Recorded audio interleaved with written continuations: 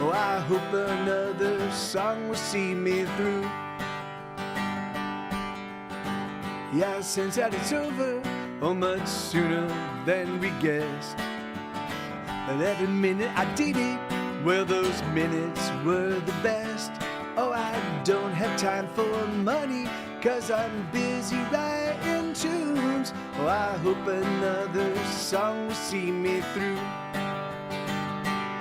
I spend most of my days writing songs. I don't know where all the money's gone, and I realize there's nothing I can do.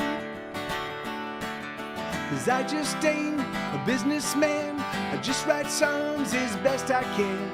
And if I die before I wake, I pray. I wrote a song today, la la la la la la la la la la la. Wrote a song today, la la la la la la la la la la la. Oh, I pray, la la la la la la la la la la la. Wrote a song today, la la la la la la la la la la. I'm just one disaster from throwing in the towel. But there's nothing I'm after, I wouldn't get it anyhow. The only thing in life that I ever want for me is time enough to write a melody. And so I thank you, all of you who are still here, for paying attention after all these many years. Sure, times were tough, they're always hard. I finally learned that's true. But I wouldn't trade a minute with you. I spend most of my days writing songs. I don't know where all the money's gone, and I realize there's nothing I can do. 'Cause I just ain't a businessman. I just write songs as best I can. And if I die before I wake, I pray. I wrote a song today, la la la la la la la la la la la. Oh, I pray, la la la la la la la la la la. Wrote a song today, la la la la la la la la la la. New song today, la la la la la la la la la la. I was just on the verge of fucking this one up a few times, but seriously, man, what the fuck, dude? What the fuck? Come on, universe, what the fuck? What the fuck? Like, I just want to know, what the fuck? Like, really, what the fuck? Seriously, come on. What the fuck? La la la la la la la la la la la la. La la la la la la la la la la la la la. La la la la la la la la la la la la la. La la la la la la la la la la. I spend most of my days writing songs. I don't know where all the money's gone, and I realize there's nothing I can do. 'Cause I just ain't a businessman. I just write songs as best I can. And if I die before I wake, I pray. I wrote a song today. So yeah, nobody cares. Real quick. What bedroom did you have? Did you have? Because I was in the bedroom right closest up front. So there's the up front bedroom, there's the back bedroom, and then there's the bedroom with the separate entrance. What one were you in? and thank you. So thank you, Lenina. Thank you, Bobcat. Manita, Aldo. Thank you, guys. Do you ever watch just flipping off the sky? No, I don't care that much about the sky. I mean, I actually like the fact that we are hurtling through space with no idea where the fuck we're going. That's kind of exciting to me. So, but okay, I would love. You were in the separate room. That was what was the M room? Oh, the music room. The M room was the front room. The room that was mine.